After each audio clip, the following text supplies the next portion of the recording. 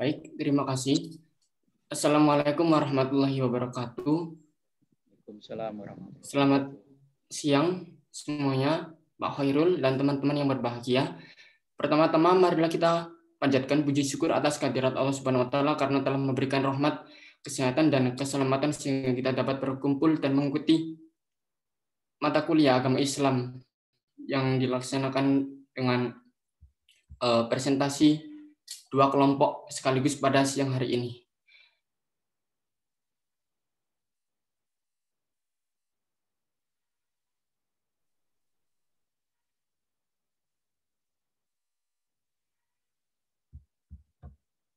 Baik, dalam presentasi kali ini, yakni terdapat dua kelompok, yakni kelompok 5 dan 6.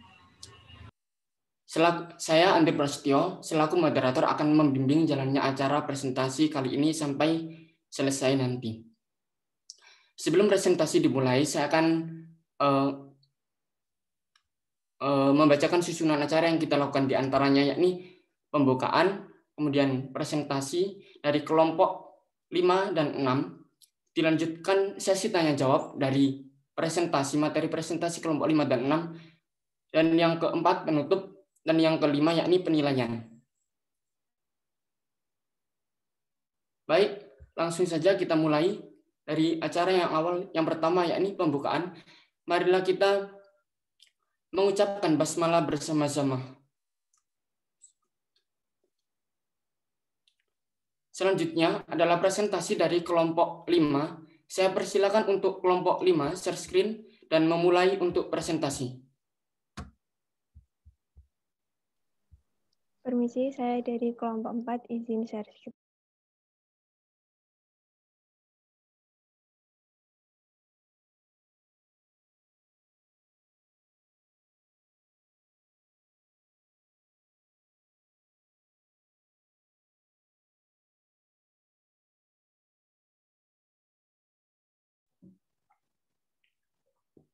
Assalamualaikum warahmatullahi wabarakatuh. Perkenalkan, saya Oliver Karesna, selaku Ketua Kelompok dari kelompok 4 yang beranggotakan Solika Desi, Erik Jaya Aziz, dan Nur Aida, akan mempresentasikan tentang pengaruh agama terhadap kebahagiaan mahasiswa di Indonesia. Next. Baik, yang pertama adalah pendahuluan dari penyusunan makalah kelompok 4. Yakni kebahagiaan Islami adalah kebahagiaan sejati, yang mana artinya ini lahir dan tumbuh dari nilai-nilai dasar Islam dan tertanam dalam diri seorang hamba yang bisa bertaubat untuk selalu berpegang teguh pada nilai kebenaran yang suci. Namun, untuk mencapai sebuah kebahagiaan itu sendiri tidak akan lengkap apabila kita tidak dapat membahagiakan orang lain. Next. Next.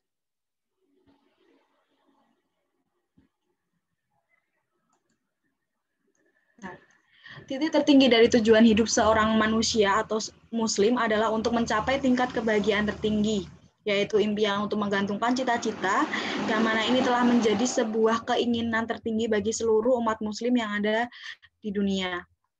Oleh karena itu, untuk mencapai sebuah kebahagiaan yang berada di titik tertinggi pastinya tidaklah mudah dan harus dilakukan sebuah perjuangan, doa, dan juga kerja keras agar kita dapat mencapai kebahagiaan yang pastinya juga diridhoi oleh Allah. Next.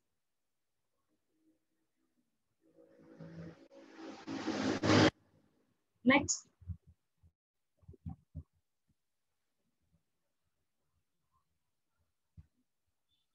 Selanjutnya adalah metode penelitian.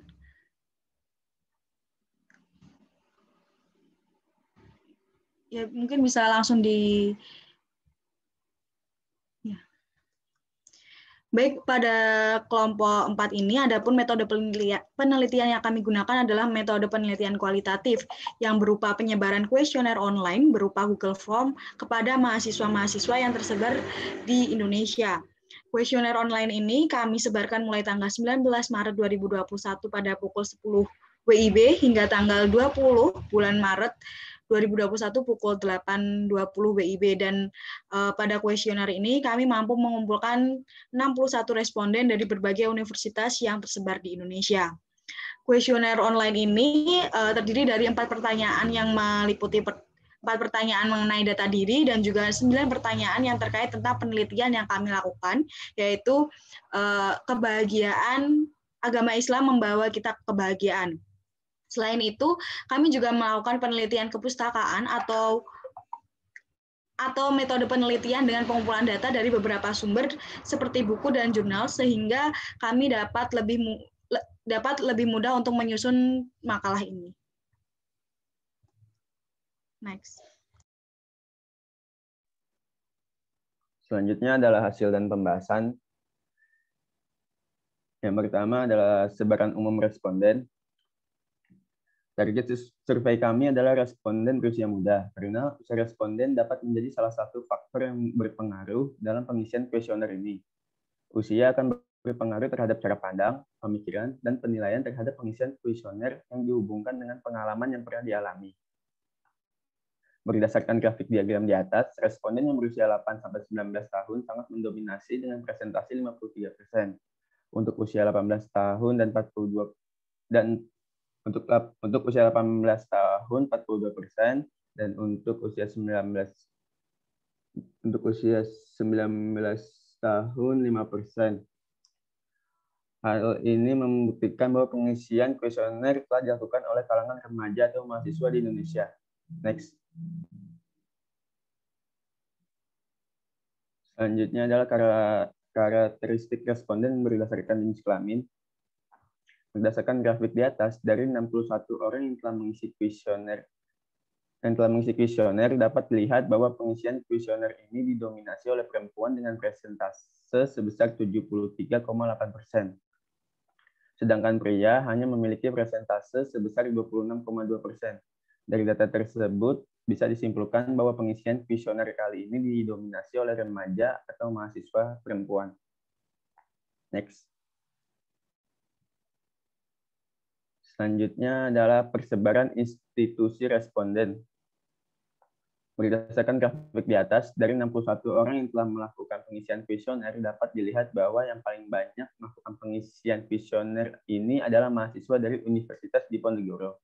Sedangkan untuk urutan kedua disusul oleh mahasiswa Institut Teknologi 10 November. Hal ini terjadi karena kami melakukan pembagian kuesioner ini secara luas dengan cara meminta pertolongan pada teman yang berbeda kampus dari kami agar kuesioner ini disebarkan ke grup angkatan jurusan mereka. Sehingga dengan cara ini kami mampu mengumpulkan responden dari berbagai daerah dan kampus. Next. Indikator kebahagiaan yang terpenting bagi mahasiswa. Dalam survei yang telah disebarkan kepada responden, khususnya bagi mahasiswa, terdapat pertanyaan keempat mengenai indikator apa yang dirasa terpenting dan yang dapat memunculkan sebuah kebahagiaan. Dari 61 responden yang telah menanggapi, terdapat persentase tertinggi sebesar 29,5% atau sekitar 18 responden memilih bahwa pengalaman yang banyak merupakan sebuah hal terpenting yang menjadi indikator kebahagiaan mereka. Dengan pengalaman yang banyak, maka para siswa dan khususnya umat Islam di Indonesia mampu mendapatkan ilmu yang bermanfaat, baik untuk dirinya sendiri maupun untuk lingkungan tempat tinggalnya. Sehingga dengan diperolehnya pengalaman yang banyak tersebut mampu menjadikan manusia merasa bahagia untuk dapat berbagi ilmu serta wawasan kepada orang lain di sekitarnya, dan ilmu yang didapatkan tersebut tidak sia-sia.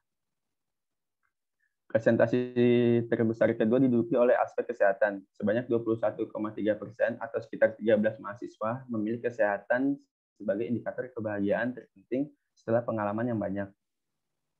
Terdapat 3 faktor yang dapat menjamin kebahagiaan manusia, yaitu kejiwaan, keberagaman, dan salah satunya adalah kesehatan.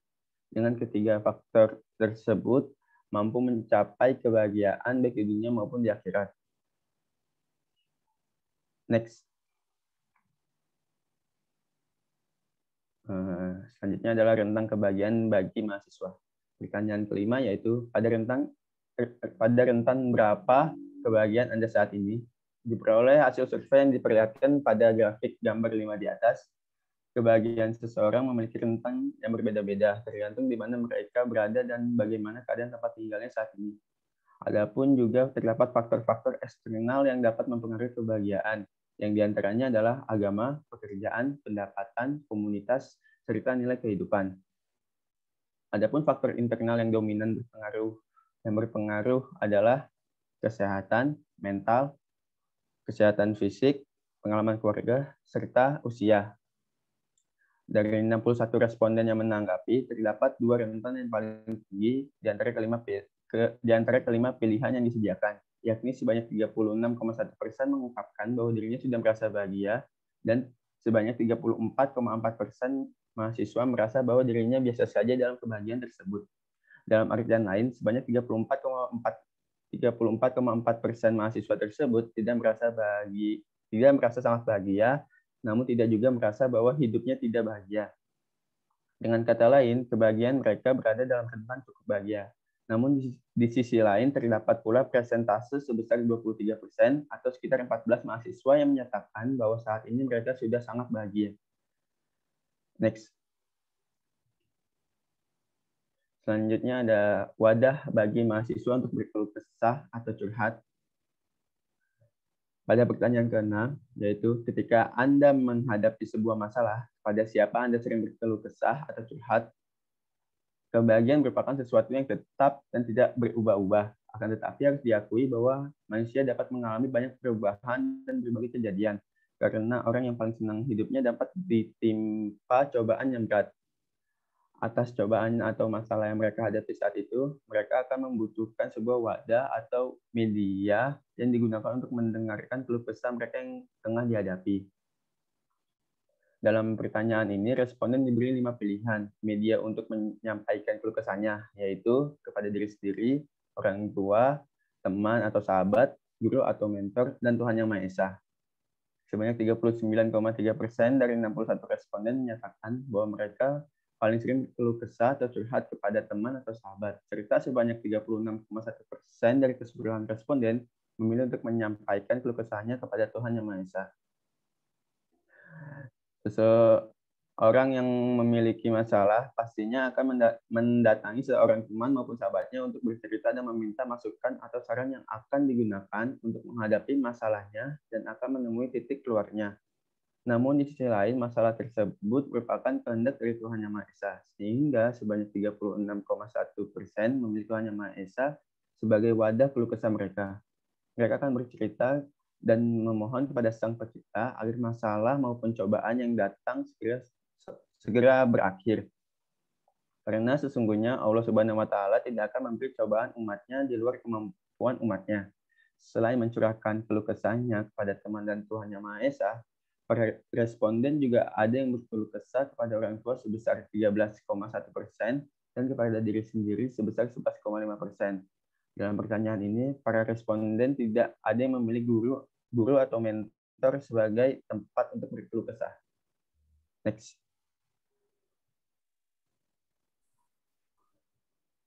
Selanjutnya adalah dukungan lingkungan mahasiswa untuk melaksanakan perintah agama. Pertanyaan ke-7 yaitu seberapa besar dukungan lingkungan Anda untuk melaksanakan perintah agama. Lingkungan merupakan salah satu faktor terpenting yang mempengaruhi perilaku seseorang termasuk dalam melaksanakan perintah agama. Pengaruh ini didapat dari lingkungan yang terdekat seperti keluarga hingga lingkungan yang cukup besar seperti lingkungan perkuliahan. Lingkungan dengan dukungan yang baik membuat seseorang lebih mudah dalam menjalankan perintah agama. Sebaliknya, lingkungan dengan dukungan yang kurang membuat seseorang lebih sulit dalam melaksanakan perintah agama. Mudahnya seseorang dalam melaksanakan perintah agama mempengaruhi kebahagiaan seseorang. Berdasarkan hasil yang didapat, hampir semua responden memiliki dukungan lingkungan yang baik dengan 62,3% dalam taraf sangat baik, 24,6% dalam taraf baik, dan 11,5% dalam taraf cukup baik. Hanya sedikit dari responden yang memiliki dukungan lingkungan yang kurang baik, yaitu sebanyak 1,6%. Dari seluruh responden, tidak ada responden yang memiliki dukungan lingkungan yang buruk. Hal ini menandakan bahwa di kalangan mahasiswa, umumnya lingkungan di sekitarnya mendukung untuk melaksanakan perintah agama. Selanjutnya, Next.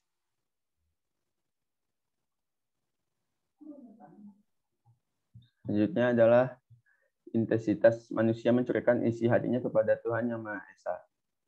Pertanyaan ke-8 yaitu, seberapa sering Anda mencurahkan isi hati Anda kepada Tuhan Yang Maha Esa? Manusia seringkali menghadapi banyak masalah dalam menjalani kehidupannya. Manusia juga seringkali memiliki banyak keinginan yang ingin terwujud. Dalam menghadapi kedua hal tersebut, seorang muslim mencurahkan hatinya kepada Tuhan. Salah satu cara mencurahkan isi hatinya kepada Tuhan yaitu dengan melaksanakan sholat sunnah dan berdoa. Dengan melaksanakan sholat sunnah, kita berharap agar Allah menerima ibadah kita sehingga kita mendapatkan kebahagiaan dan ketenangan di dunia dan akhirat.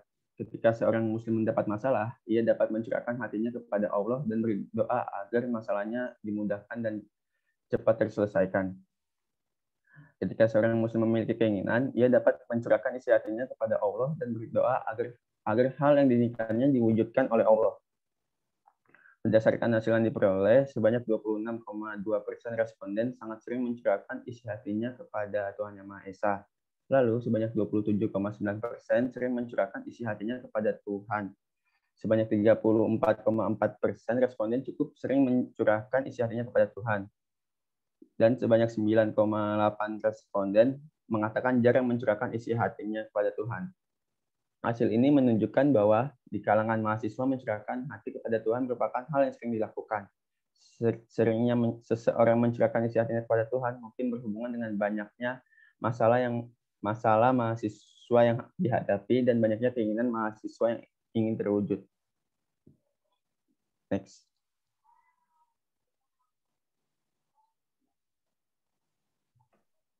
Selanjutnya akan saya lanjutkan.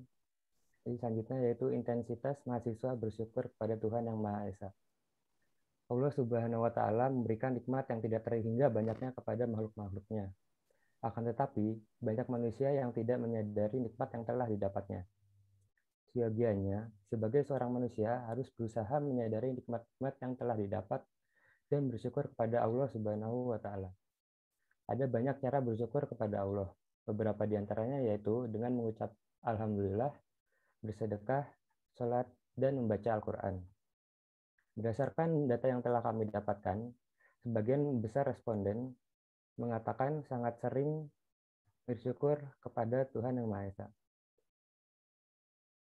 Tepatnya yaitu 50,8%. Lalu, sebanyak 32,8% responden menyatakan sering bersyukur. Sisanya yaitu sebesar 16,4% cukup sering bersyukur kepada Tuhan. Hasil tersebut menunjukkan bahwa kalangan mahasiswa yang menjadi responden dalam penelitian kali ini sering bersyukur kepada Allah Subhanahu wa Ta'ala. Next. Selanjutnya masih berhubungan dengan yang sebelumnya, yaitu bentuk rasa syukur mahasiswa kepada Allah Subhanahu wa Ta'ala. Menurut hasil yang telah kami dapatkan, sebesar 29,6% dari responden menunjukkan rasa syukurnya dengan melakukan sholat dan membaca Al-Quran. 9,8% responden mengungkapkan bahwa mereka melakukan sedekah atau beramal baik kepada masjid maupun orang yang membutuhkan sebagai bentuk rasa syukur mereka atas nikmat yang telah diberikan Allah Subhanahu wa Ta'ala. Dan 60,7% dari responden mengungkapkan bahwa mengucapkan hamdalah merupakan cara mereka menunjukkan rasa syukur atas nikmat yang telah diberikan kepada mereka. Melihat data hasil penelitian tersebut, dapat dilihat bahwa mahasiswa di Indonesia lebih banyak mengucapkan rasa syukur mereka dengan ucapan Alhamdulillah. Hal ini mungkin dikarenakan mengucapkan hamdalah merupakan cara termudah untuk menunjukkan rasa syukur kita kepada Allah Subhanahu wa Ta'ala. Next. Selanjutnya yaitu pendapat mahasiswa mengenai pengaruh pemahaman agama terhadap tingkat kebahagiaan mahasiswa. Pada tahun 1984, Organisasi Kesehatan Dunia menetapkan sekaligus menyempurnakan batasan sehat pada seseorang dengan menambahkan satu elemen, yaitu agama. Oleh karena itu, penulis mengajukan pertanyaan ke-11, yaitu ada rentan berapa pemahaman agama memengaruhi tingkat kebahagiaan dalam hidup mahasiswa. Pertanyaan ini dibuat untuk mengetahui apakah pemahaman agama termasuk hal yang membuat kebahagiaan bagi mahasiswa dan membuktikan kebenaran pernyataan oleh Organisasi Kesehatan tahun 1984 tersebut. Melihat dari data yang telah kami dapatkan, lebih dari 50% mahasiswa mengatakan bahwa pemahaman agama merupakan salah satu hal yang membuat kebahagiaan dalam hidup mahasiswa. Rincian kuesioner yang dihasilkan yaitu 1,6 responden mengatakan bahwa pemahaman agama sangat tidak berpengaruh kepada kebahagiaan. 11,5% responden mengatakan bahwa pemahaman agama cukup berpengaruh kepada kebahagiaan.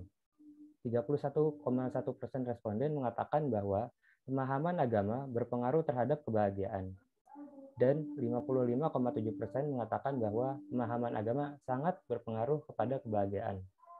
Dengan tingginya jumlah mahasiswa yang mengatakan pemahaman agama memiliki pengaruh pada tingkat kebahagiaan mahasiswa, maka dapat diartikan bahwa mahasiswa di Indonesia sudah memahami bahwa agama merupakan hal yang sangat penting dalam kehidupan sehari-hari.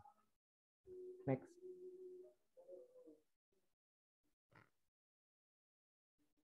Yang terakhir yaitu tingkat kepercayaan mahasiswa mengenai agama mampu menjamin kebahagiaan hidup. Menurut penelitian yang telah dilakukan pada zaman dahulu oleh Zainab Contoh, variabel religiositas dan dukungan sosial berkorelasi dan memiliki prediksi positif terhadap kebahagiaan.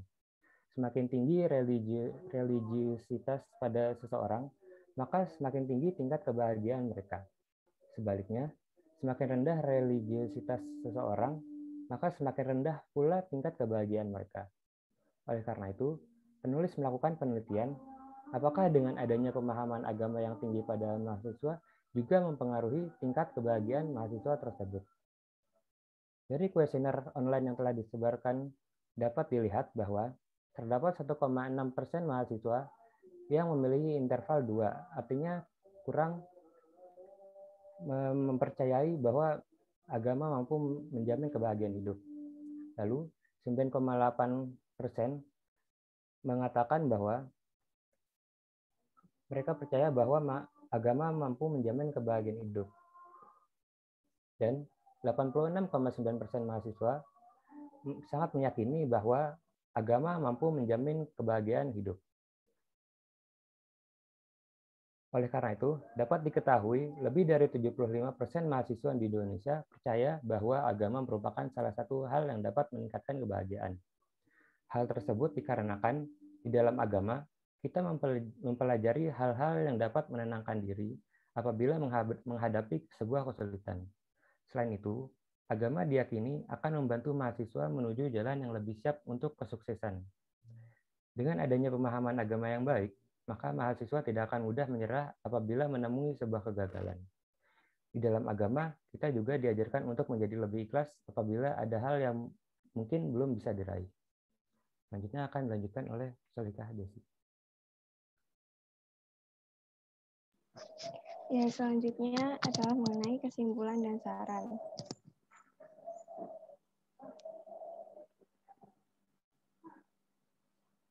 Kehidupan manusia di dunia ini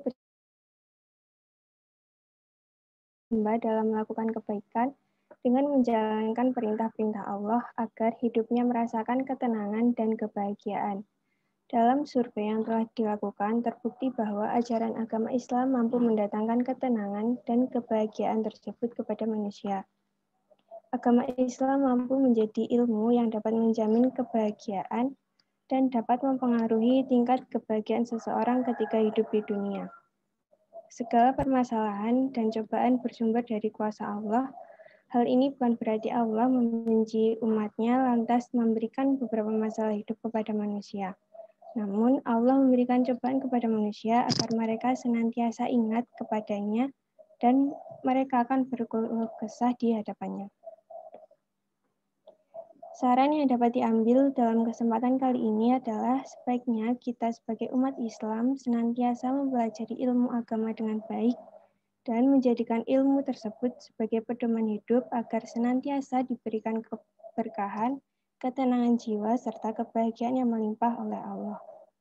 Setelah didapatkannya hal tersebut, sebaiknya tak henti pula untuk selalu bersyukur atas nikmat-nikmat yang Allah telah berikan selama ini. Serta alangkah baiknya sebagai seorang umat Islam harus senantiasa memperdulikan hal yang mampu mendatangkan manfaat bagi diri sendiri dan juga orang lain agar mendapatkan nikmat kebahagiaan di dunia maupun di akhirat kelak.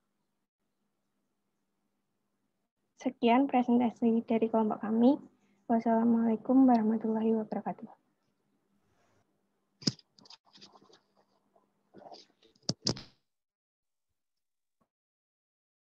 Waalaikumsalam warahmatullahi wabarakatuh.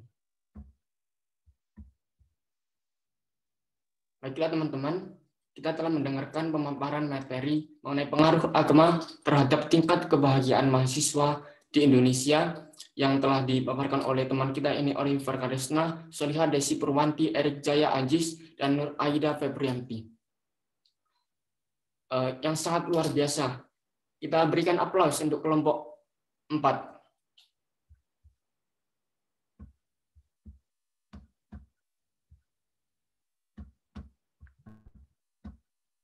Baik, selanjutnya adalah presentasi dari kelompok 5.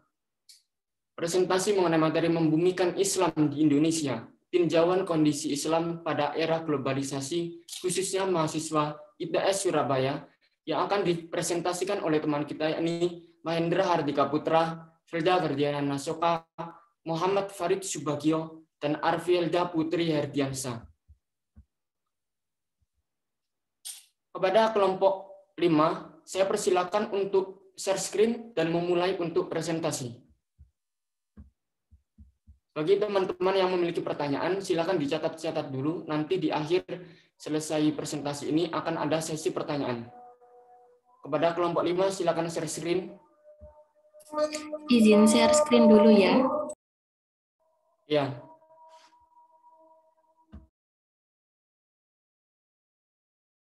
Apa udah terlihat ini? Sudah. Oke.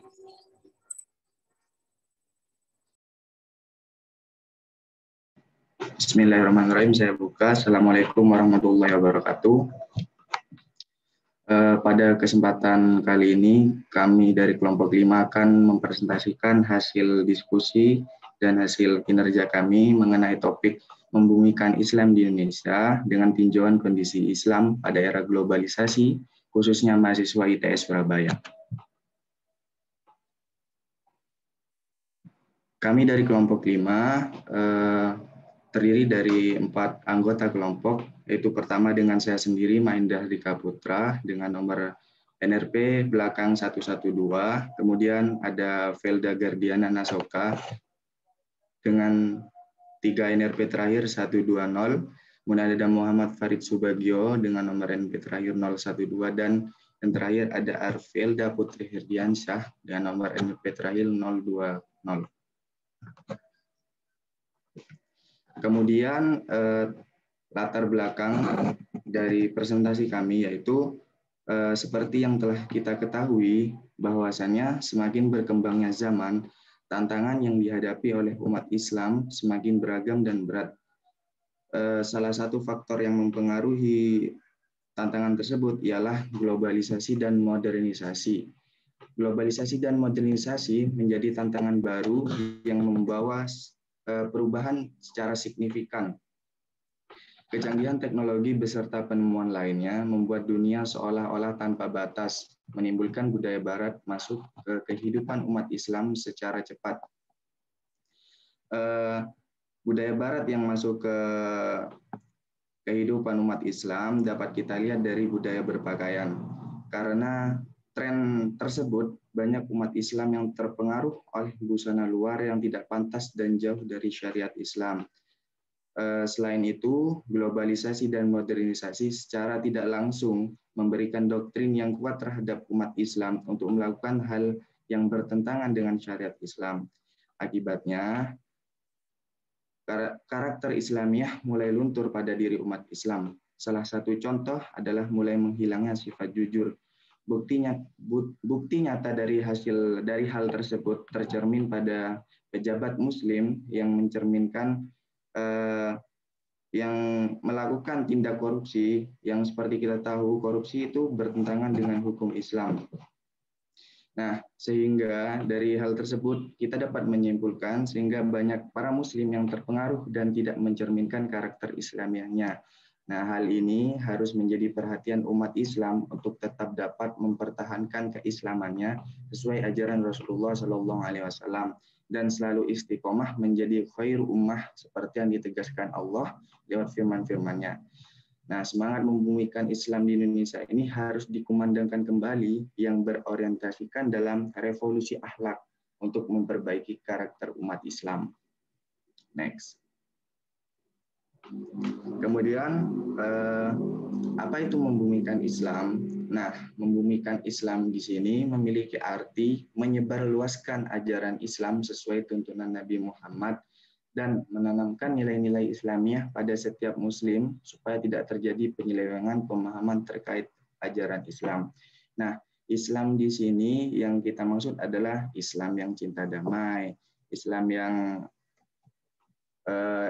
yang toleran dan Islam yang santun. Next. Nah, kemudian kita menggunakan cara menyebarkan kuesioner untuk mendapatkan wawasan dari para responden. Yang pertama, pertanyaan kami adalah seberapa Islamiah Anda? Nah, dari pertanyaan ini kita mendapati sebanyak 4% responden mengisi Islamiah mereka hanya 1. Kemudian dari 20% responden mengisi sebanyak 5 poin tentang Islamiah mereka. Dan ada 16%, kemudian 20%, 12%, dan 28%.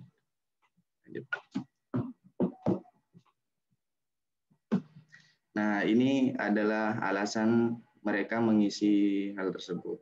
Yang pertama, seperti contoh ada mereka menjawab mengenaskan, kemudian sepertinya kurang baik, kemudian ada masih baik, dan sebagainya.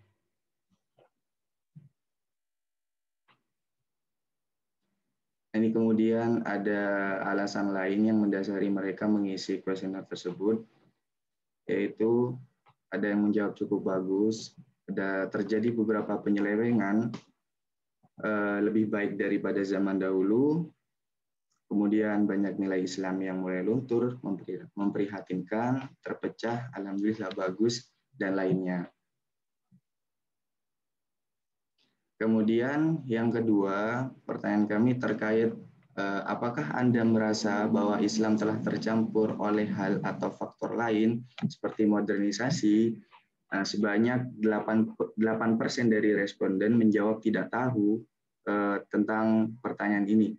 Dan sebanyak 92% responden menjawab iya, bahwasanya mereka menyadari Islam telah tercampur oleh hal atau faktor lain, termasuk modernisasi. Dan dapat kita lihat tidak ada yang menjawab Islam tidak tercampur, sebanyak 0%.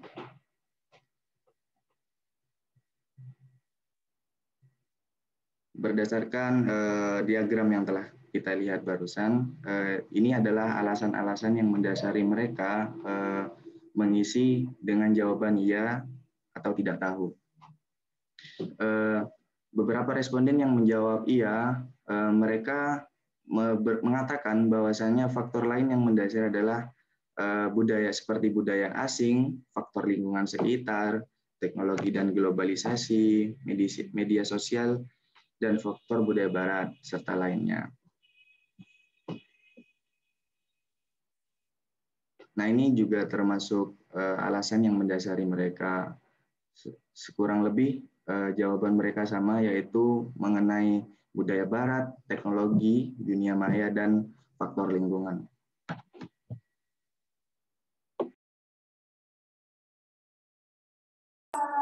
Baik, untuk selanjutnya akan saya jelaskan Kelompok kami memberikan pertanyaan kepada responden mengenai seberapa penting bagi Anda untuk mempelajari Islam secara utuh ataupun keseluruhan. Sebanyak 5 orang dari 25 jawaban atau berkisar 20% menjawab di poin presentase 4, yang berarti mereka masih belum seberapa yakin kalau seumpamanya Islam itu penting untuk dipelajari secara utuh, sedangkan sebanyak 20 orang atau 80% responden merasa yakin dan merasa sangat penting bagi kita untuk mempelajari Islam secara utuh.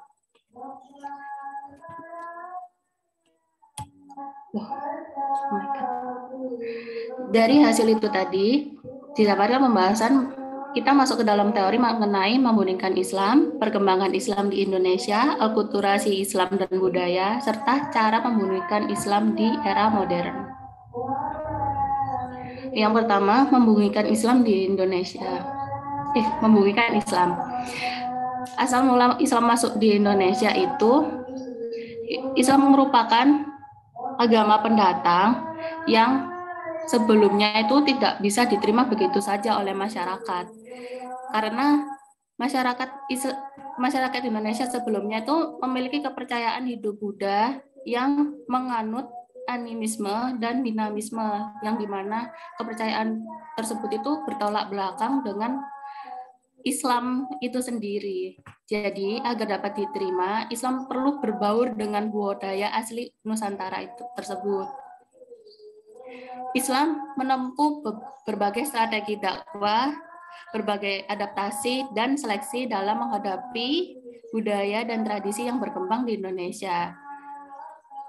Hal tersebut disebut dengan akulturasi budaya, supaya Islam itu dapat diterima oleh masyarakat di Indonesia.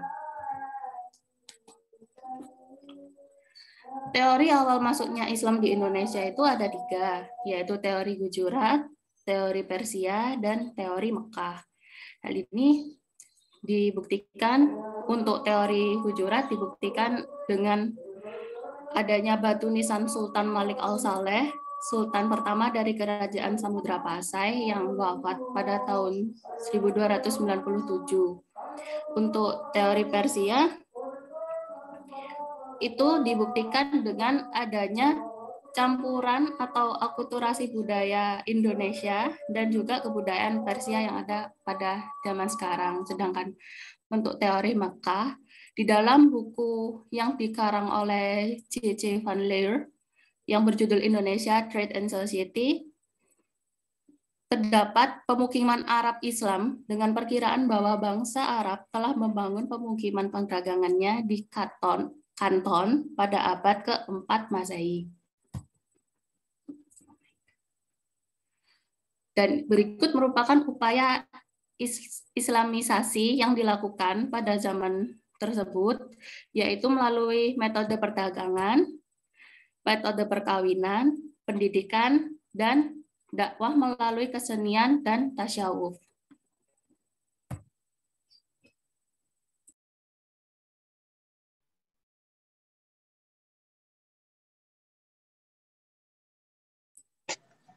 Selanjutnya, telah didapatkan kuesioner yang dikumpulkan dari teman-teman mahasiswa. Ini ditanyakan, menurut mereka, bagaimana cara yang tepat untuk membumikan Islam pada era globalisasi? Adapun jawaban yang paling banyak dijawab yaitu siapapun bisa, dan ada yang menjawab ustadz, tokoh ulama, generasi muda, siapa saja bisa menjadi pelopor. Next. Maka disimpulkan dari kelompok kami, peran yang paling besar untuk membumikan Islam di awal kemasukan Islam di Indonesia yaitu adalah Wali Songo. Wali Songo menyebarkan Islam dengan metode dakwah. Dalam konteks sejarah penyebaran Islam di Nusantara pada abad ke-15, khususnya di Tanah Jawa, Wali Songo mempunyai peran yang cukup besar pada proses akulturasi Islam dengan budaya.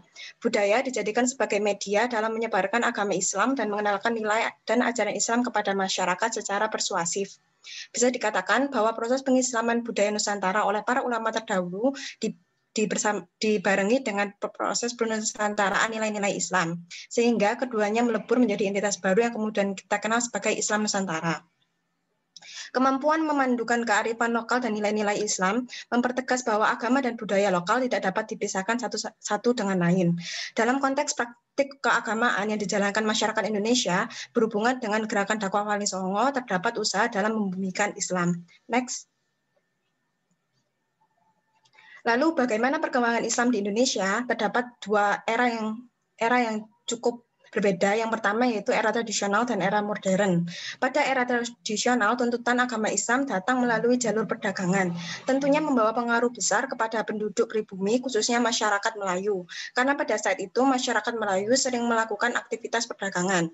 Pada saat itu, ajaran agama Islam mudah diterima di Indonesia karena ajaran Islam sangat sederhana, mudah dimengerti, dan mudah diterima. Tidak hanya sampai pada dakwah yang disebarkan oleh para pendatang Muslim dan penengah Muslim, tetapi seiring berjalannya waktu, kerajaan-kerajaan Islam pun mulai berdiri dan mencapai masa-masa kejayaan. Kerajaan Islam pertama yang berdiri di Indonesia adalah Kerajaan Samudra Pasai dengan Sultan Malik As-Saleh sebagai sultan pertamanya. Agama Islam yang berkembang di Indonesia juga menyebabkan pengaruh yang besar terkait arsitektur, bahasa, pendidikan, norma, hubungan sosial, budaya, dan bidang lainnya. Sebagai contoh dari bidang arsitektur, terdapat berbagai jenis bangunan seperti masjid, kerajaan, benteng, dan kuburan, air mancur, baik pemandian, menara, surau, dan sebagainya. Terlihat corak-corak keislaman dan Timur Tengah di masing-masing bangunan tersebut. Di bidang bahasa, terlihat beberapa kosakata Indonesia merupakan adaptasi dari bahasa Arab, seperti masjid, kursi, ustadz, umat, kitab, dan sebagainya. Di bidang pendidikan, kita dapat melihat banyaknya sekolah-sekolah keislaman seperti pondok pesantren, madrasah, madrasah Thanawiyah, madrasah Aliyah, TPA, dan madrasah perguruan tinggi Islam lainnya. Next. Di era modern, tuntutan modernitas dan globalisasi menuntut kehadiran kembali Islam yang damai, adil, dan toleran, bukan karena kerinduan semata akan Islam Nusantara yang sejuk dan mendamaikan, tetapi sudah merupakan kebutuhan, terutama semenjak nilai-nilai kenusantaraan kita mulai terkikis oleh paham-paham baru yang meresahkan masyarakat. Dalam pandangan Islam, kehidupan masyarakat modern harus disesuaikan dengan Al-Quran dan Hadis yang mengatur seluruh aspek kehidupan manusia yang meliputi kepercayaan, peribadatan, dan pergaulan antara manusia. Bagi umat Islam, bukan hanya menerima modernisasi, melainkan secara aktif juga mengambil peran kepemimpinan di dalamnya. Harus aktif sebagai agent of modernization. Karena itu, modernisasi merupakan suatu keharusan bagi umat Islam, bukan hanya kegunaan praktisnya, tetapi karena Islam sendiri mengandung nilai-nilai kemodernan. Next. Akulturasi Islam dan budaya. Beragam budaya dan agama berkembang dalam masyarakat, di mana keduanya tak jarang lebur dan terjadilah akulturasi. Akulturasi tersebut seringkali menyebabkan berbagai hal yang dapat membingungkan orang untuk membedakan mana yang produk agama dan mana yang merupakan produk budaya. Seperti yang pernah dipaparkan cendekiawan Muslim Nur Kholis Majid, Islam semakin diharapkan tampil dengan tawaran kultural yang produktif, konstruktif, serta mampu menyatakan diri sebagai pembawa kebaikan untuk semua umat manusia, tanpa eksklusifme komunal.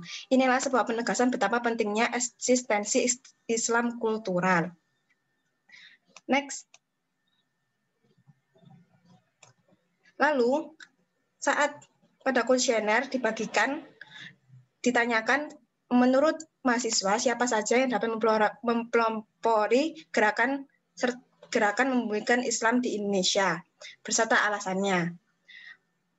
Menurut mereka, cara untuk mempelopori gerakan membumikan Islam itu dengan cara promosi, e-commerce, pembiasaan dini untuk menjadikan Islam sebagai seluruh pedoman hidup, kembali lagi mengkaji Al-Quran dan Hadis, menggunakan metode merangkul, menyeimbangkan globalisasi, memanfaatkan teknologi masa kini. Next. Lalu menurut mereka, cara membumikan Islam yang lainnya yaitu dengan memberi pengetahuan, menjadikan dakwah sebagai entertainment, kembali kepada Islam sesuai contoh Rasulullah, membagikan postingan mengenai Islam, memahamkan pada Al-Quran dan Hadis, dan lain sebagainya. Next. Kami simpulkan dari kelompok yaitu cara membumikan Islam di era modern menurut kami, yaitu yang pertama adalah mengembalikan Islam Nusantara. Islam Nusantara konsep lama yang sudah ada sejak zaman Wali Songo. Kehadirannya sekarang sebagai respon atas globalisasi pada semua aspek termasuk pada persoalan tradisi keagamaan. Islam tanpa tradisi akan kehilangan makna bagi para penganutnya. Lalu yang kedua yaitu dengan pembaruan Islam. Hakikat pembaruan menuju kepada makna kata tajdid di sini mencerminkan suatu tradisi yang berlanjut, yaitu suatu upaya menghidupkan kembali keimanan Islam beserta praktik-praktiknya dalam komunitas kaum muslimin. Pembaruan dalam Islam bukan dalam hal menyangkut dasar atau fundamental ajaran Islam, bahwa pembaruan Islam bukan dimaksudkan untuk mengubah, memodifikasi atau merevisi nilai-nilai dan prinsip-prinsip Islam supaya sesuai dengan zaman, melainkan lebih terkait dengan penafsiran terhadap ajaran-ajaran dasar agar sesuai dengan kebutuhan perkembangan zaman. Cara yang ketiga yaitu peran ulama dan generasi muslim milenial. Pelopor gerakan untuk membumikan Islam di Indonesia dapat dilakukan oleh siapa saja, mulai dari pemuka agama, para ulama, dan setiap muslim. Keadaan Islam sekarang yang semakin tercampur dengan pengaruh globalisasi dan budaya telah memberikan banyak dampak positif maupun negatif bagi kaum muslim milenial. Dengan semakin majunya teknologi, memudahkan untuk berbagi informasi dan mengenal satu sama lain. Tantangan dan kesempatan dalam era modernitas bagi umat muslim harus siap menghadapi dengan kemampuan umat mengadopsi nilai-nilai masyarakat modern tanpa menghilangkan identitas diri, serta diperlukan kesadaran diri ketika menghadapi perkembangan zaman dengan nilai-nilai ajaran Islam. Cara yang keempat yaitu dakwah melalui media sosial. Dalam masyarakat yang plural, saat ini diperlukan pengembangan kiat-kiat baru bagi para pendakwah dalam menyelaraskan dan kemajuan teknologi dan modernitas. Penggunaan media massa dan internet dirasa tepat dalam menyebarkan dakwah yang lebih luas lagi. Melalui platform yang banyak digunakan kalangan remaja seperti YouTube, Instagram, dan TikTok.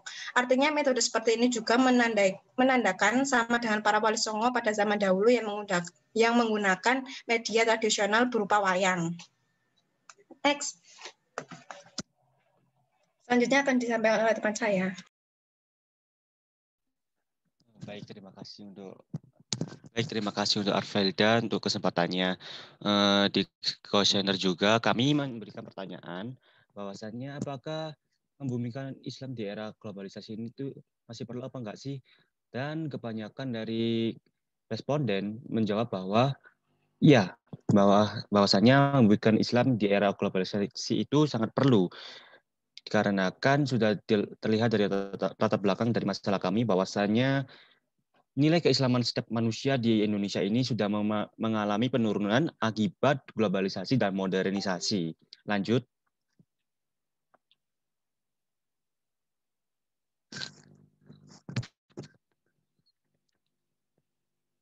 Lanjut.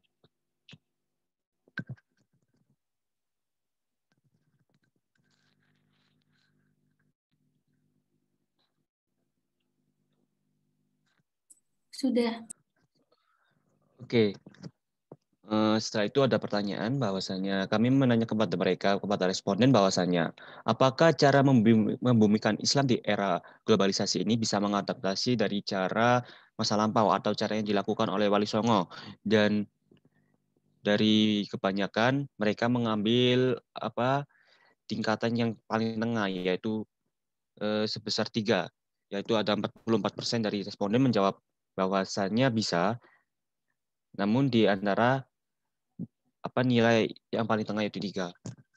Ini karena cara Wali Songo yang zaman dahulu lakukan untuk membumikan Islam masih berlaku untuk zaman sekarang, karena mereka kan dalam menyebarkan Islam juga mengadaptasi budaya-budaya Indonesia yang dicampur dengan budaya Islam. Jadi cara tersebut masih bisa dilakukan untuk zaman sekarang. Lanjut.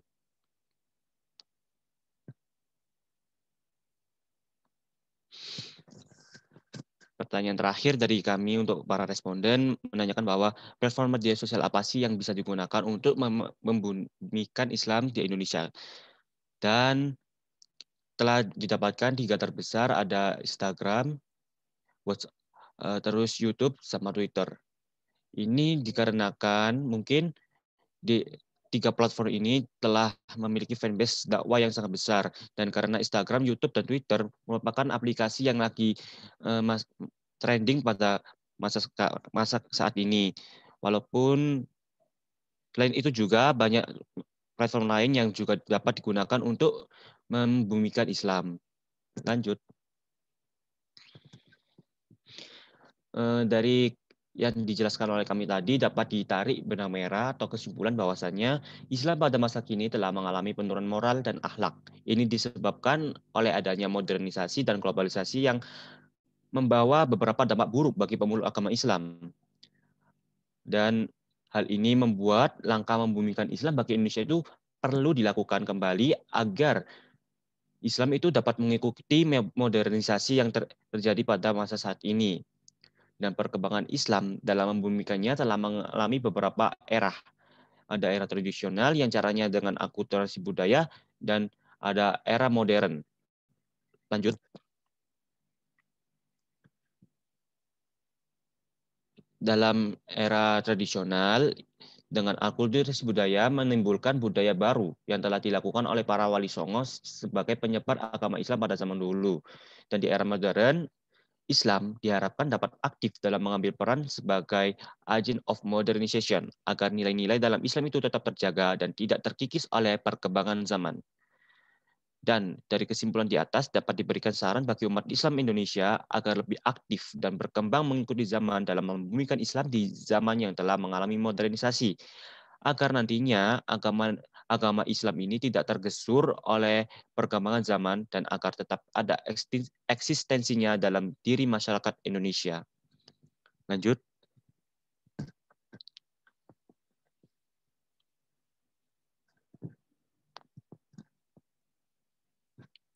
Baik, sekian dari kelompok kami. Terima kasih. Apabila ada salah kata, kami mohon maaf. Assalamualaikum warahmatullahi wabarakatuh.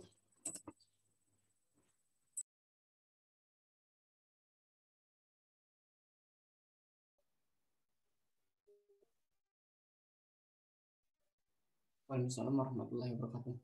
Baiklah teman-teman, kita telah mendengarkan pemaparan materi dari kelompok 5 yang dengan judul yakni membumikan Islam di Indonesia, tinjauan kondisi Islam pada era globalisasi khususnya mahasiswa ITS Surabaya. Sangat luar biasa yang disampaikan teman-teman kita tadi. Kita berikan aplaus untuk kelompok 5. Selanjutnya adalah sesi tanya jawab dengan peraturan yang akan saya bacakan, yakni yang pertama, 1, kesempatan tanya jawab kita laksanakan dengan 4 sesi. Setiap sesi akan kami buka 3 pertanyaan. Yang kedua, yakni setiap kelompok harus ada perwakilan 1 orang yang bertanya. Dan yang ketiga, yakni selama proses diskusi berlangsung, audien diharapkan untuk tenang. Dari setiap kelompok 4 dan 5 nanti akan kita buka 3 sesi. Dan setiap sesi akan ada 3 pertanyaan khusus masing-masing, yakni untuk kelompok 4 dan 5. Oke, untuk sesi tanya jawab, yang pertama saya persilakan bagi audien yang ingin bertanya, saya persilakan untuk membacakan pertanyaannya. Yang terlebih dahulu raise hand dan menuliskan pertanyaannya di kolom komentar. Ini di kolom komentar Zoom. Kepada teman-teman saya persilakan.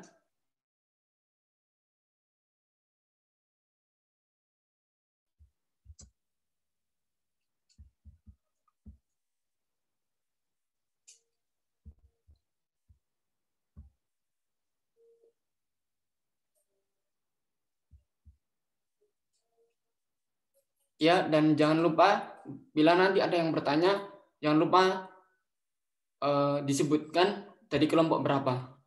Begitu, terima kasih. Yang pertama, di sini sudah ada banyak sekali yang bertanya dan raise hand. Yang pertama yakni Nadia Berliana.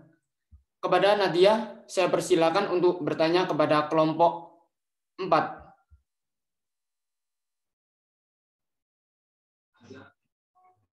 Nama saya Nadia Berliana Andrianti dari Teknik Sistem Perkapalan NRP 5019-2010-90 dari kelompok 9. Saya mau bertanya, kan banyak cara untuk meraih kebahagiaan. Nah, menurut kalian itu bagaimana tentang orang yang meraih kebahagiaan tapi tidak dengan cara yang benar gitu, tidak benar secara Islam? Apakah itu kebahagiaan? Terima kasih. Baik, jangan lupa Nadia Berliana untuk menuliskan komentarnya di kolom komentar. Selanjutnya adalah Rinda Faiz. Kami persilakan kepada Rinda Faiz untuk bertanya kepada kelompok. Baik, terima kasih atas kesempatannya. Terima kasih juga atas presentasinya untuk kelompok 4. Saya Rinda Faiz Sabira dari kelompok 2 yang bertanya, tadi kan ada kemana wadah bagi mahasiswa untuk mereka berkeluh kesah. Nah, mengapa manusia itu datang kepada Tuhan hanya ketika dia ingin berkeluh kesah, sedangkan ketika dia bahagia atau ketika dia dalam keadaan senang, dia akan lupa akan Tuhannya. Dan bagaimana cara kelompok Anda mengatasi agar kita selalu ingat Tuhan baik dalam keadaan senang maupun dalam keadaan susah? Terima kasih.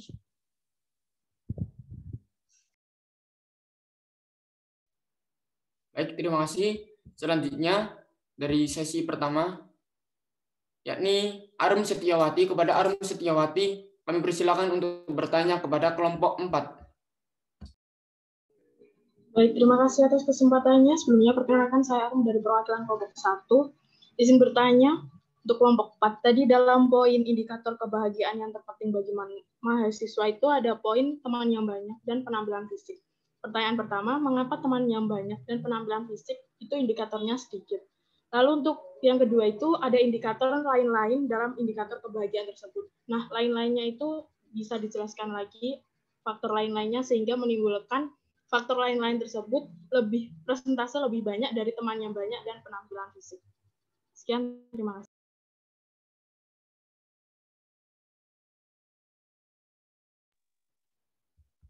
Baik, terima kasih kepada Arum Setiawati atas pertanyaannya.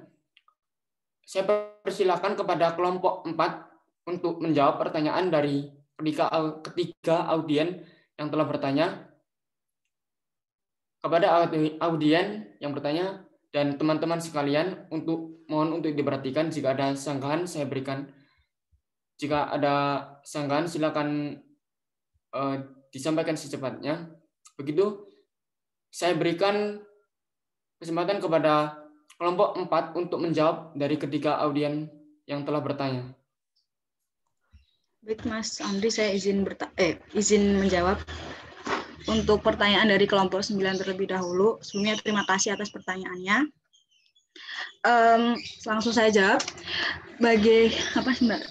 Bagaimana pendapat kami apabila ada seseorang yang mendapat kebahagiaan namun dengan cara yang tidak benar? Apakah hal tersebut masih dinilai sebagai kebahagiaan? Menurut kelompok kami, sebuah kebahagiaan bagi setiap orang itu berbeda-beda sesuai dengan pribadinya masing-masing. Ada yang merasa mendapat nilai yang bagus merupakan sebuah kebahagiaan yang tinggi. Ada juga yang merasa bahwa aku sehat, aku sudah cukup bahagia, seperti itu. Nah, dengan adanya kenyataan tersebut, maka kita dapat mendeskripsikan bahwa setiap manusia memiliki standar kebahagiaannya masing-masing. Dan apabila kebahagiaan seseorang itu didapatkan dengan cara yang tidak benar, hal tersebut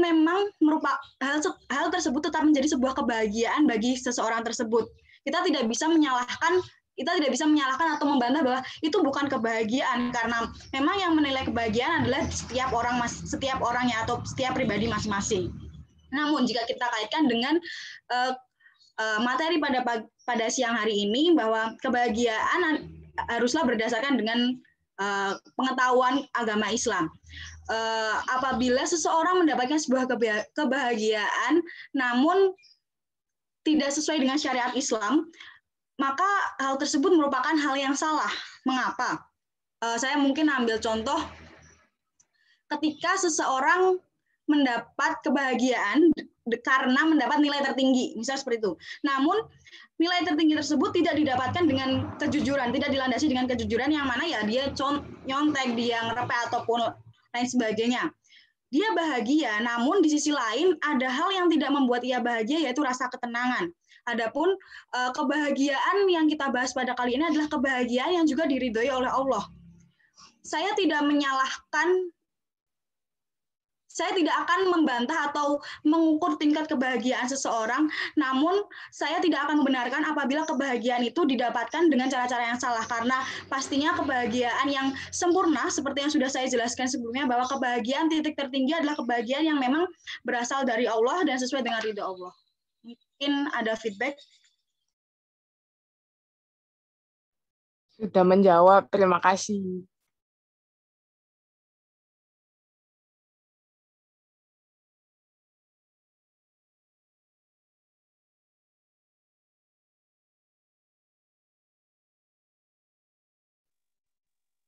Baik, selanjutnya pertanyaan yang kedua tadi silakan dijawab oleh kelompok 4.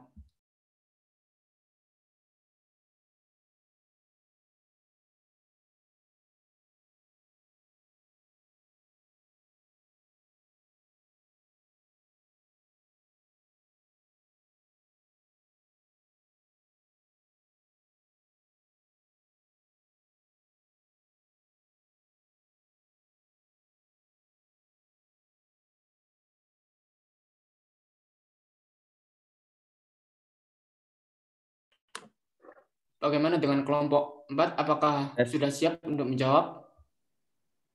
Yes.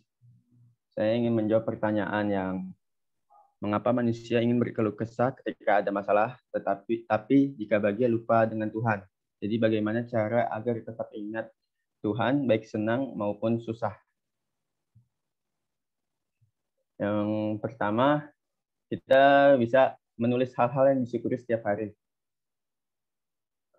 Pokoknya tulis saja hal yang Anda rasakan setiap hari, contohnya kayak punya tempat kerja yang baik, bisa tidur nyenyak, atau menghirup udara segar di pagi hari. Dan yang keduanya itu yakin dengan rezeki masing-masing.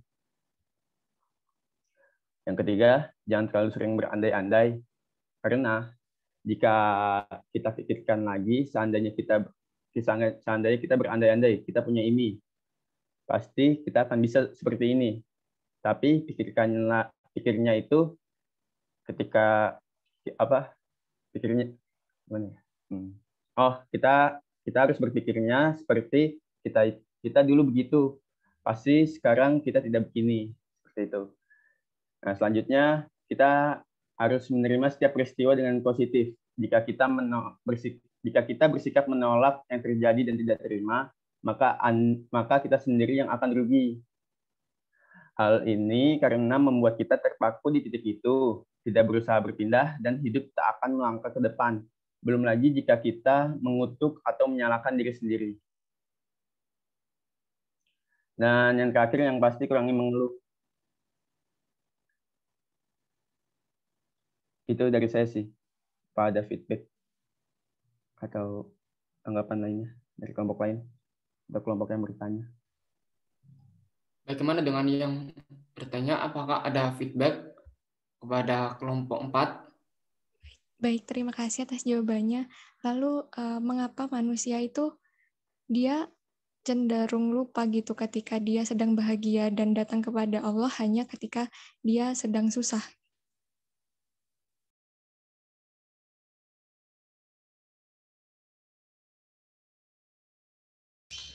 Mungkin saya membantu menjawab. Jadi sebenarnya hampir semua manusia, mungkin ya ada yang tidak.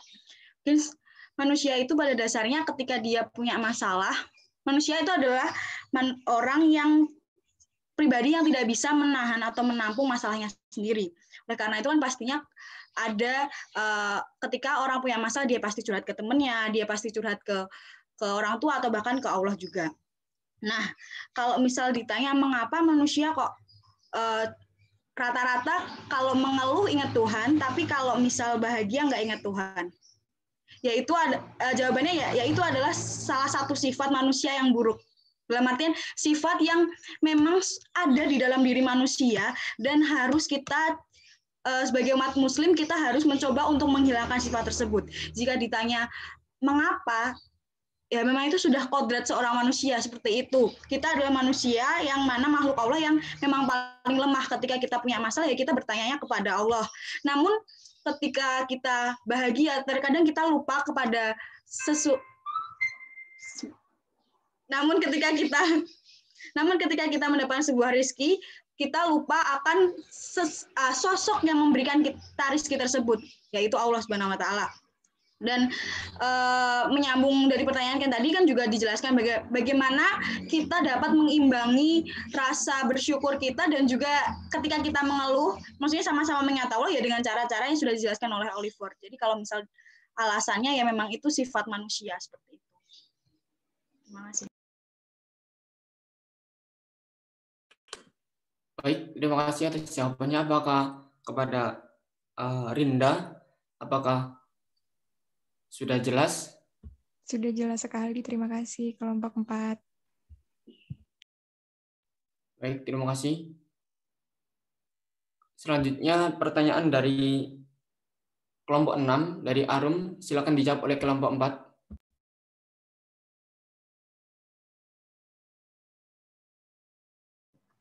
Ya, saya izin menjawab pertanyaan dari kelompok 6 ya. Pertanyaannya, kenapa teman yang banyak dan penampilan fisik yang good looking memiliki presentase yang sedikit? Kalau menurut saya pribadi, teman yang banyak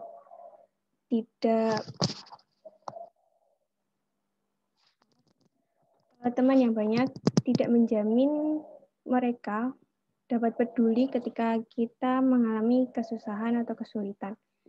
Jadi ya percuma kalau kita memiliki teman yang banyak tapi mereka tidak peduli, tidak membantu kesusahan kita, sehingga kebahagiaan itu tidak akan muncul, dan indikator kebahagiaan itu tidak terasa penting bagi responden.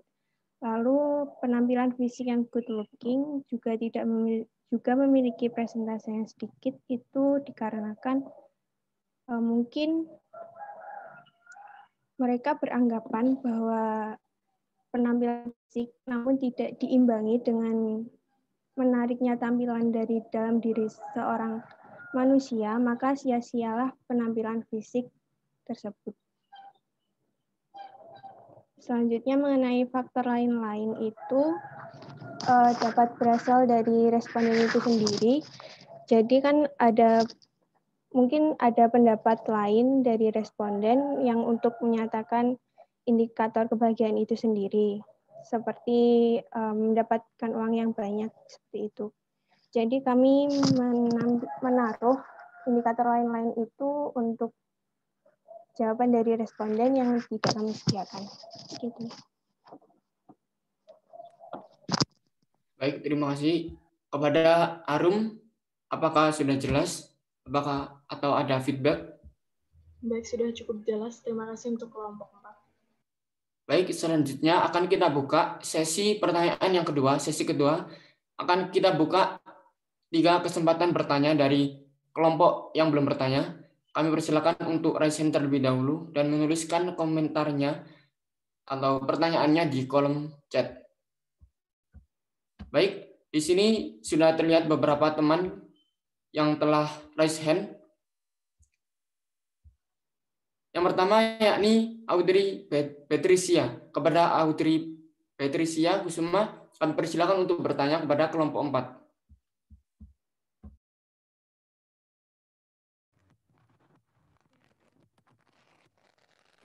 Nama saya Audrey Patricia Kusuma Putri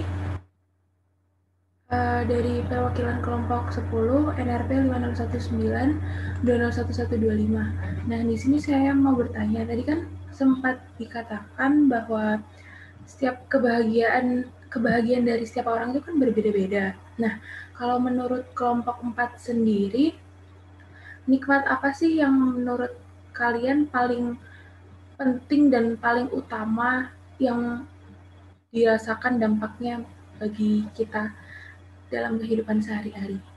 Terima kasih.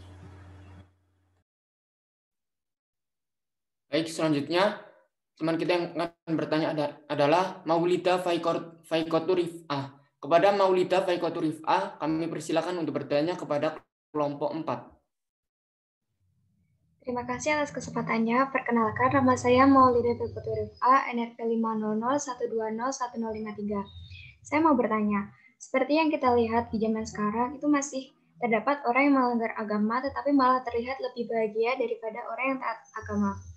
Contohnya, orang yang memiliki kebiasaan mabuk-mabukan, foya-foya, dan lain-lain, lebih mendapat kebahagiaan seperti rezeki berlebih begitu ya. Itu mengapa? Terima kasih.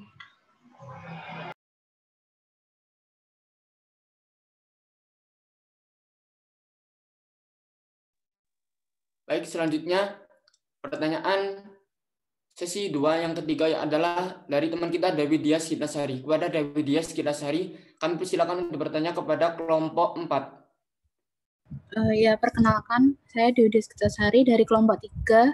Ingin menanyakan satu pertanyaan buat kelompok 4. Sebagian besar tadi yang udah dijelaskan itu kan dibahas tentang cara bahagia yang dilakukan untuk diri sendiri kepada Tuhan. Nah, menurut kelompok kalian, bagaimana cara untuk meraih kebahagiaan dengan atau kepada sesama umat Muslim dengan mengamalkan nilai-nilai Islam? Sekian dari saya, makasih.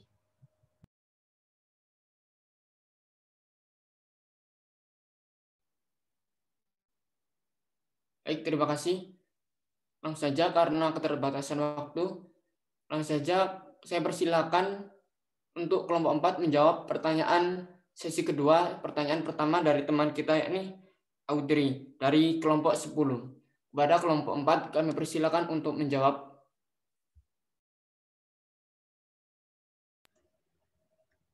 Baik, saya mencoba menjawab untuk pertanyaan dari kelompoknya Maulida. Seperti yang kita lihat bahwa orang-orang yang melakukan maksiat, mengapa mereka tampak lebih bahagia dibandingkan orang-orang yang mukmin. Mungkin saya akan mencari contoh yang lebih relate, yaitu ketika ada remaja yang hamil di luar nikah. Seperti kita membahas, saya menganalogikan kebahagiaan di sini terhindar dari rasa malu, misalnya seperti itu. Dan ini sangat berkaitan dengan rasa sakit. Seperti yang kita ketahui bahwa apabila ada seorang remaja yang berbuat zina atau dia hamil di luar nikah, kemudian ada banyak pertanyaan begini, mengapa anak-anak yang hamil di luar nikah dia lebih mudah dalam proses hamilnya, dalam proses melahirkannya dibandingkan dengan orang-orang atau orang-orang yang memang sudah menikah dan memiliki anak seperti itu. Nah, jawabannya adalah karena Allah menghilangkan rasa sakit dari proses hamil dan juga melahirkannya itu dan digantikan dengan rasa malu. Oleh karena itu, kalau ditanya lagi kenapa orang-orang yang mabuk-mabukan, orang yang melakukan hal-hal maksiat itu kenapa lebih bahagia? Ya memang itu cara Allah untuk memberikan atau menghukum mereka. Mereka diberi sebuah nikmat selama di dunia. Namun mereka akan disiksa, mereka dihilangkan dari kata kebahagiaan ketika mereka di akhirat. Pada kali ini kami mengingatkan kembali bahwa kebahagiaan yang kami artikan di sini adalah kebahagiaan yang tidak hanya dirasakan di duniawi, melainkan juga kebahagiaan yang akan kita rasakan ketika kita sudah meninggal, ketika kita sudah di akhirat. Jadi mungkin jawabannya lebih ke, ya itu memang bahagia, itu bahagia mereka. Namun kita kembalikan lagi bahwa mereka tidak bahagia di akhiratnya. Karena memang itu adalah cara Allah untuk bukan mengganjar, untuk menghukum, untuk memberikan pelajaran kepada mereka seperti itu. Mungkin ada feedback?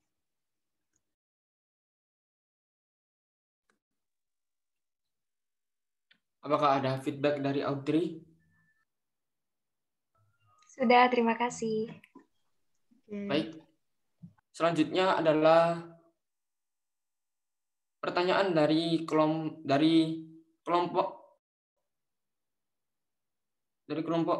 Mohon maaf, tadi Maulida tadi dari kelompok berapa ya? Kelompok 11. Ya.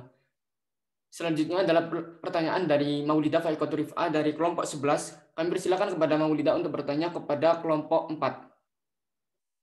Mohon maaf, kami persilakan kepada kelompok 4 untuk menjawab pertanyaan dari Maulida. Maaf, Andri, tadi saya menjawab pertanyaannya Maulida.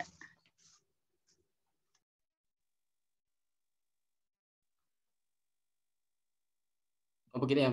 Mohon maaf, berarti yang belum adalah pertanyaan dari Audrey sama David Dias.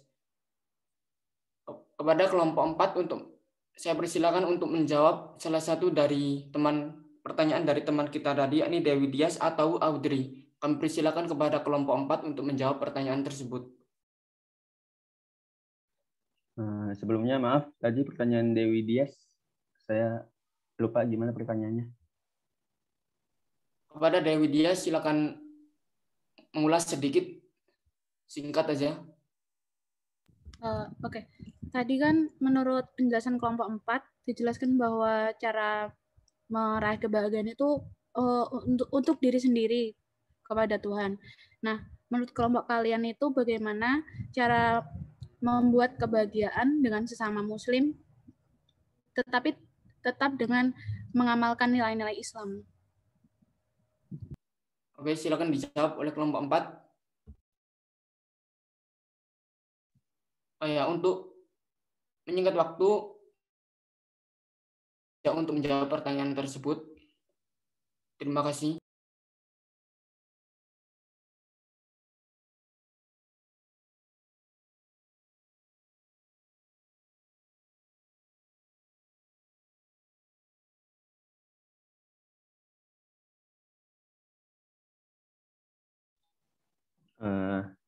Saya akan menjawab pertanyaan dari Dewi Dias. Yang pertama itu adalah ikhlas. Ikhlas merupakan wujud kayak pengabdian manusia kepada Allah Ta'ala. Yang mana setiap perbuatan yang kita lakukan seperti membantu sesama Muslim, nggak sama Muslim sih, membantu manusia, misalnya dia kesulitan atau mendapat masalah, kita bantu. Nah, kita itu membantunya itu tanpa mengharapkan pujian dari manusia itu. Nah, yang selanjutnya untuk meraih kebahagiaan, tawakal. Bertawakal kepada Allah itu punya maksud. Jadi kita sebagai hambanya menyerahkan segala urusan atau segala masalah pada Allah Ta'ala semata. Jadi ketika kita ditimpa musibah atau kita terkena masalah, intinya kita harus segera mengingat dan mengharapkan pertolongan dari Allah Ta'ala. Nah, yang ketiga itu syukur. Kita harus bersyukur. Mempunyai rasa syukur itu dapat meningkatkan motivasi kita untuk terus beribadah kepada Allah Ta'ala.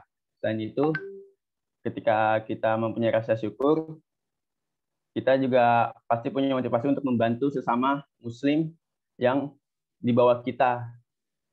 Selain mempunyai rasa syukur, kita juga harus sering melihat ke bawah. Jadi kalau kita melihat ke bawah, kita pasti akan memiliki keinginan untuk membantu sama Muslim.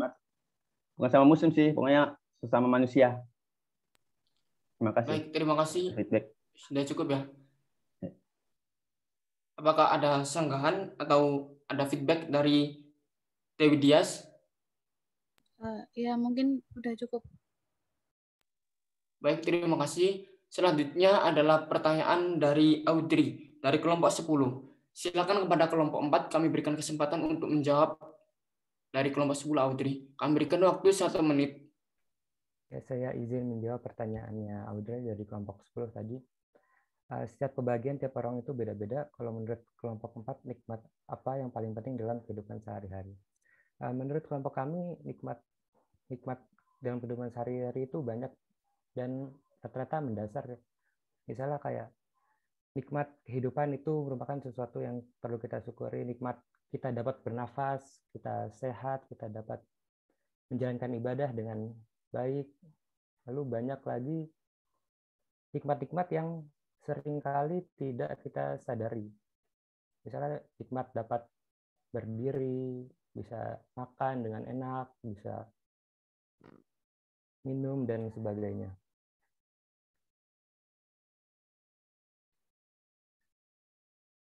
Baik, terima kasih kepada Audrey. Apakah ada feedback? Baik, terima kasih. Baik, terima kasih banyak. Selanjutnya kita menuju ke sesi berikutnya, ini sesi 3. Kami buka 3 pertanyaan, 3 penanya. Silakan kepada penanya untuk raise hand terlebih dahulu.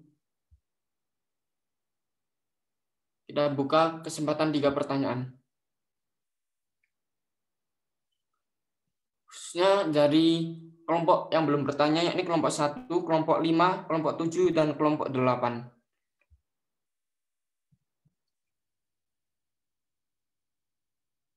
Audrey, apakah bertanya lagi atau gimana?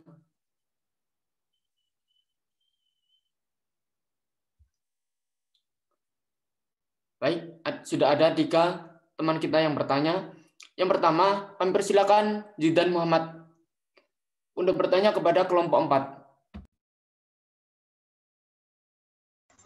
4. Baik, Assalamualaikum warahmatullahi wabarakatuh. Selamat siang teman-teman, selamat siang Pak Khairul Mahfud. Di sini saya ingin bertanya, jadi kan tadi dijelaskan bahwa ketika maksudnya hasil survei ya, ketika orang punya masalah akan datang kepada Allah. Itu dari kelompok berapa dulu? Oh iya, sorry. Saya dari kelompok 7. Ya, silakan dilanjutkan. Ya, jadi ketika orang punya masalah, orang akan datang kepada Allah. Nah, itu kan setiap masalah kan harus ada solusi. Dan semisal kita mempunyai masalah A, semisal kita bertanya kepada orang yang ahli dalam bidang A, apakah itu termasuk penyelewengan?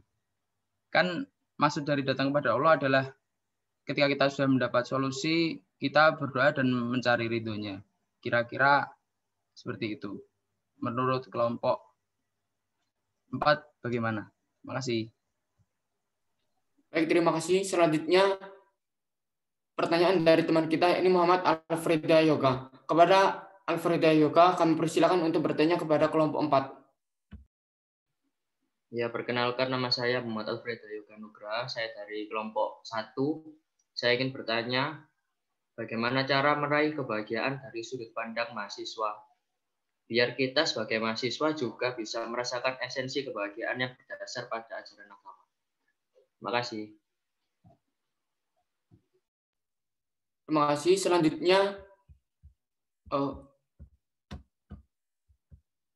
apakah tadi ada yang bertanya? Kemudian lower hand. Baik, selanjutnya teman kita Jamrori Sudi Maulana. Kami persilakan kepada Jamrori untuk bertanya kepada kelompok 4. Sebelumnya terima kasih atas kesempatannya. Jadi sebelumnya perkenalkan, nama saya Jamrori Sudi Maulana, perwakilan dari kelompok 8. Jadi yang saya ingin tanyakan adalah bagaimana pandangan atau pendapat dari kelompok 4 mengenai seseorang yang ketika dia itu kurang bahagia, bisa dikatakan depresi, dia ini menempuh jalan alternatif yaitu datang ke psikiater ya. Kemudian psikiater memberikan obat antidepresan supaya depresinya dapat terobati. Nah, menurut kelompok 4 itu bagaimana? Itu apakah tindakan sudah benar atau perlu diselingi dengan kegiatan spiritual lainnya? Sekian, terima kasih.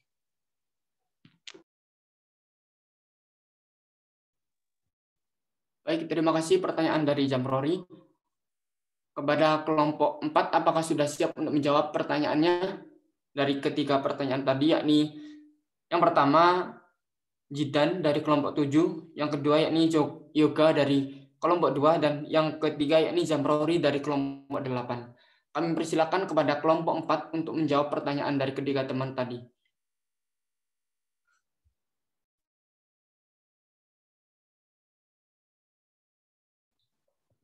Saya akan menjawab pertanyaan dari Zidan. Zidan bertanya, apakah jika kita mencari solusi masalah yang kita hadapi dan percaya kepada orang, apakah itu termasuk penyimpangan? Menurut kelompok kami tidak. Tetapi tergantung dari kita bertanya ke siapa. Kalau kita ingin mencari solusi atau masalah kita, tetapi kita pergi ke dukun, Nah, kita itu sama saja kayak menggadaikan lah iman kita. Tapi kalau kita bertanya seperti Ustadz atau para tokoh, itu bisa dipercaya karena yang pasti sumbernya sudah jelas.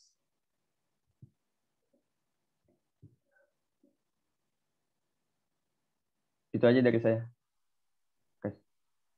Baik, terima kasih. Apakah dari Jidan, apakah ada feedback kepada Oliver? Berarti intinya kita harus datang kepada orang yang tepat. Terus ketika kita dapat solusi, baru kita berdoa kepada Allah apa solusi itu tepat. Apakah seperti itu maksudnya? Iya, benar. Maaf, saya ingin menambahkan. Oke, jadi kalau menurut kami, mungkin maksud Oliver lebih seperti ini. Ketika kamu ada masalah, kemudian kamu mengutarakan atau mengungkapkan atau curhat kepada orang yang tepat, itu tidak salah. Namun tetap kita harus bertanya, maksudnya tetap harus istilahnya curhat kepada Allah. Kita tetap harus bilang kepada Allah. Nah, untuk urutannya, jadi ini, ketika kita curhat kepada Allah, hasil yang akan kita dapatkan adalah ketenangan. Dan belum tentu setelah kita berdoa kita akan mendapatkan jawaban. Oleh karena itu kita akan curhat ke orang lain yang mana lebih mengerti atau paham terhadap masalah kita. Jadi tetap dua hal tersebut merupakan hal yang memang harus harus barengan kayak gitu. Oke, terima kasih. Baik, selanjutnya pertanyaan yang kedua ini dari Yoga dari kelompok 1. Silakan dari kelompok 4 untuk menjawab. Saya ingin menjawab pertanyaan dari kelompok 1. Cara meraih kebahagiaan dari sudut pandang mahasiswa. Kalau menurut saya, dengan belajar dengan sungguh-sungguh, lalu kita akan mendapat prestasi atau penghargaan yang banyak, lalu hal itu akan memunculkan kebahagiaan dalam diri kita dan juga lingkungan di sekitar kita. Lalu dengan mencari pengalaman yang banyak. Jadi dengan pengalaman yang banyak, mahasiswa itu akan mendapatkan ilmu yang bermanfaat pula. Baik untuk diri sendiri maupun di lingkungan di sekitarnya juga. Lalu dengan pengalaman yang banyak itu juga tak luput disebarkan dan diberikan kepada orang di sekitar, kepada teman-teman mahasiswa yang lain agar ilmu yang diperoleh itu tidak sia-sia dan akan menimbulkan rasa kebahagiaan bagi lingkungan dan diri sendiri juga. Apakah ada feedback dari kelompok 1? Tidak ada, sudah menjawab. Terima kasih. Baik, terima kasih. Selanjutnya yakni pertanyaan dari kelompok 8 yang diwakili oleh Jamrori kepada kelompok 4. Kami persilakan untuk menjawab pertanyaan dari kelompok 8. Saya izin menjawab pertanyaan Jamrori dari kelompok 8. Bagaimana pandangan kelompok 4 mengenai seseorang ketika dia depresi menempuh jalan alternatif ke psikiater? Apakah itu sudah benar? Jadi sebagai seorang muslim tentunya kita harus melaksanakan dua hal, yaitu berikhtiar dan bertawakal. Jadi harus berusaha dan juga berdoa. Jadi menurut saya dalam bentuk ikhtiar atau berusaha kita tentunya boleh untuk pergi ke psikiater. Mungkin bahkan harus dilakukan jika kasusnya sudah parah. Lalu sebagai tawakalnya kita juga harus berdoa kepada Allah Subhanahu wa taala agar depresinya segera sembuh dan menjadi lebih baik lagi. Jika kita hanya menjalankan satu saja, berusaha saja atau hanya berdoa saja, tentunya hasilnya tidak akan baik, tidak akan terselesaikan dengan optimal. Jadi menurut saya pergi ke psikiater itu merupakan hal yang baik dan dibarengi dengan doa juga. Sekian. Baik, terima kasih atas jawaban dari Erik Jaya Anjis. Kepada Jamrori, teman kita Jamrori, apakah ada feedback kepada kelompok 4 atas jawabannya.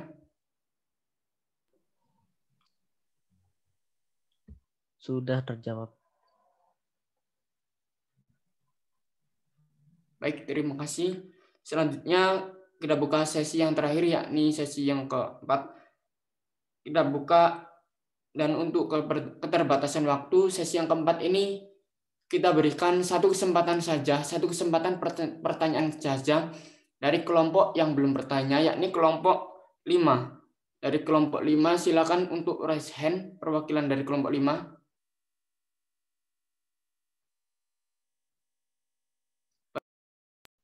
Baik, sudah ada teman kita Arfielda Putri Hardiansa. Kepada Arfielda, kita persilakan untuk bertanya kepada kelompok 4. Baik, terima kasih atas kesempatan diberikan. Nama saya Arfielda dari kelompok 5. Izin bertanya kepada kelompok 4, apakah orang-orang yang berkecukupan seperti orang yang kaya, orang yang memiliki jabatan tinggi, akan selalu bahagia? Terima kasih.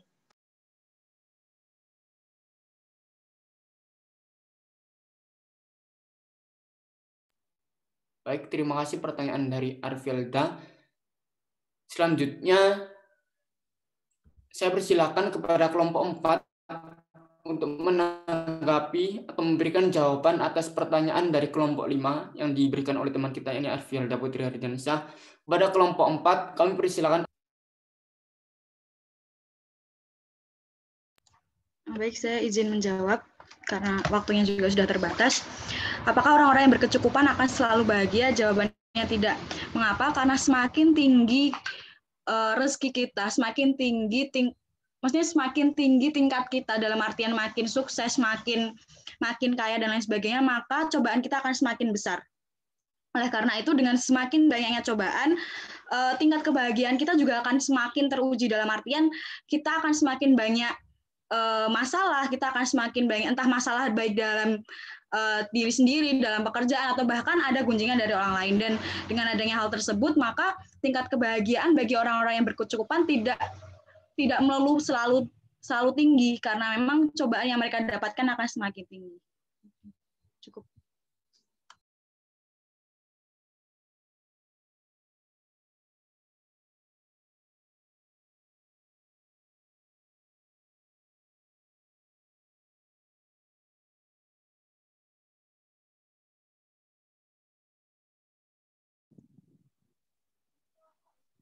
Baik, terima kasih atas pertanyaan dari jawaban dari kelompok 4. Kepada kelompok 5, apakah ada feedback atau sanggahan kepada kelompok 4?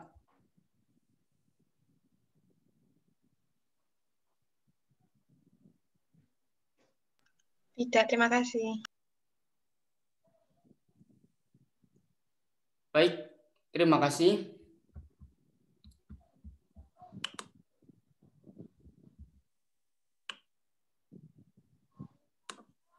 Rangkaian acara presentasi atau diskusi telah selesai.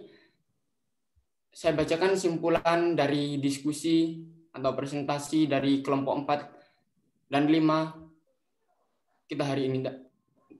Dan juga sebelumnya saya ingin menyampaikan dulu, untuk